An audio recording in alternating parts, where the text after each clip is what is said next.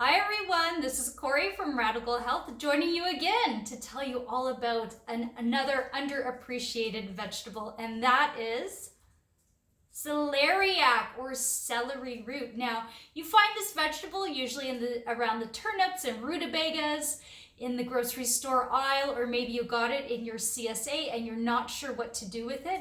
It is a great winter vegetable, so it stores really well. And that's what it was traditionally grown for here in North America. Now, celeriac or celery root comes from the Mediterranean, and despite what other things on the internet tell you, this is not the root of celery that you find in the grocery store. It is the root of something else in the celery family, very similar to celery or wild celery, but it is not the same root as the celery in the grocery store. Celery root tastes like celery, but not quite as much. It has a crunchier texture. It's a little starchier, and it's another really economical vegetable to use. So you get a lot of it for a low amount. All right, let's talk about preparing this puppy. Okay, so you can see it kind of has this textured side and then all these gnarly roots. And, I always like to make the most of my vegetables, but when it comes to preparing this gnarly stuff, if you try to work your way around that, you're going to be doing it forever. My advice, just cut it all off. Cut it right off. And then for the rest of it, you're going to want to peel it with a knife. If you try peeling it with a potato peeler or something like that, it's just going to be too hard. Then you're going to want to wash it to get all the dirt off, and then prepare it however you like.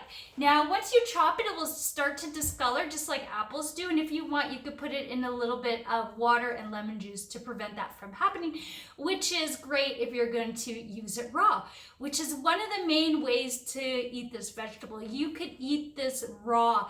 You could chop it up. You could use it in salads. You could grate it and use it in like a coleslaw, and it gives that nice like celery flavor. And because it's really crunchy, it adds really great texture as well, and it withstands heat. So even when you cook it, it will remain fairly crunchy, which is why it's a great addition to things like roasted root vegetables and stews and soups. It pairs lovely with pear as well. So like a pear and celeriac salad is just delicious. You could cut it up like fries and just roast them like fries, adding whatever, like olive oil, a little bit of paprika, salt, pepper. Delicious. Now, one of my favorite things to do with this is celeriac rosties. So I grate this up with some potato and I just fry it up and serve it with a bit of sour cream. It's super yummy. And then, of course, I love fermentation, so I use this in a lot of sauerkrauts, and again, it just adds a bit of crunchiness and that lovely celery flavor.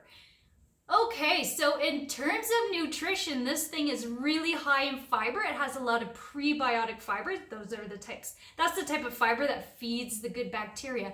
It's also pretty low in carbs, so you only get 7 net grams of carbs per cup, which is why this is really popular in the keto diet as a potato substitute. So you could use it in all kinds of things that call for potato. It's high in B5, high in B6, high in vitamin C, although that does decrease once you cook it. And it is very high in potassium and vitamin K, so good for the heart as well. It has antioxidants, anti-cancer properties. All in all, it's a nutritious vegetable. It's really versatile and easy to use. The hardest part, honestly, is just chopping it. So I suggest you pick one of these up at the grocery store and just give it a go. Give it a little experiment and let me know what you made with celeriac in the comments below. Thank you for listening, everyone. Please subscribe to this channel, like the video, all those things, and I'll also post links to my Facebook page, website, and YouTube channel below. All right, bye everyone.